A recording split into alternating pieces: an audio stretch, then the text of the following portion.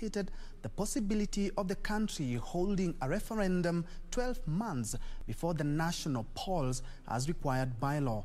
According to law experts, should the state appeal the High Court decision, the process of appeal will likely take time, and the parties are subsequently likely to land at the Supreme Court. Our reporter Ben Chumba highlights the impact of the High Court ruling on the BBI process and what next for the promoters of the BBI initiative. Days before former Chief Justice David Maraga proceeded on retirement, he constituted a 5-judge bench to hear and determine 8 consolidated petitions challenging the BBI referendum. And 5 months later, the 5-judge bench, led by Justice Joel Ngugi, will deliver hard-hitting rulings that has shaken and altered the entire BBI process. The Constitution Amendment Bill 2020, which was developed by the BBI Steering Committee and is being promoted by the BBI Secretariat, is an initiative of the President. The President does not have constitutional mandate to initiate constitutional amendments through popular initiative and Article 257 of the Constitution.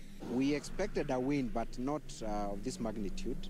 We did not expect that the judges will give us 100% acceptance of our petitions. So it came as a bit of a shock, but a good one. Constitutional lawyer Elias Mutuma, who represented the Third Way Alliance party in the case, says the judgment has greatly dismantled both the process and the contents of the BBI. One word, BBI is dead because the court has pronounced it as dead, actually certified BBI as dead.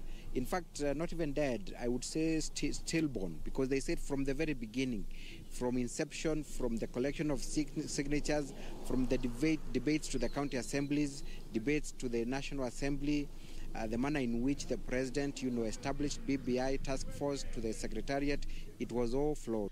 According to law experts, the law, however, provides a recourse for the promoters of the BBI initiative, despite having been dealt a blow by the High Court ruling. There's only one option available to them, that is to appeal to the Court of Appeal, and they would be lucky if the Court of Appeal is to accept their appeal. Why am I saying that?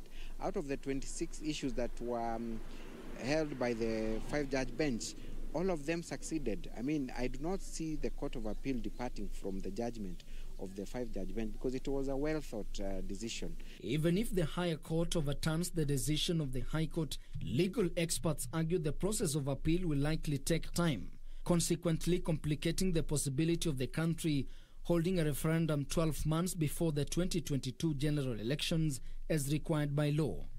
They have preferred to appeal. Should they win, we as the petitioners definitely are going to appeal to the Supreme Court.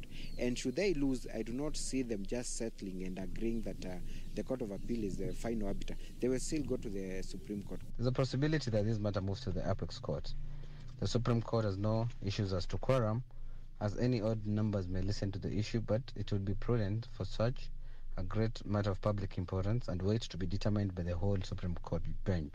It has taken us at least 5 months to come up with a judgment, and it was very commendable of the judges to even expedite the process. The Court of Appeal process is not any simpler. We do not have any shorter time limit. We cannot have a judgment from the Court of Appeal in less than 2 or 3 months from now. So that takes us to where? Almost in August, and from there we move to the Supreme Court. It means that the least we can have a final arbitration of this matter, if we were to proceed all the way to the Supreme Court, will be any time past October. By that time, in my view, it will be too late to even conduct a referendum. In a 5-hour judgment that dealt with over 20 issues of law, the 5 judges arrived at the decision that the current Independent Electoral and Boundaries Commission, IEBC, is not properly constituted.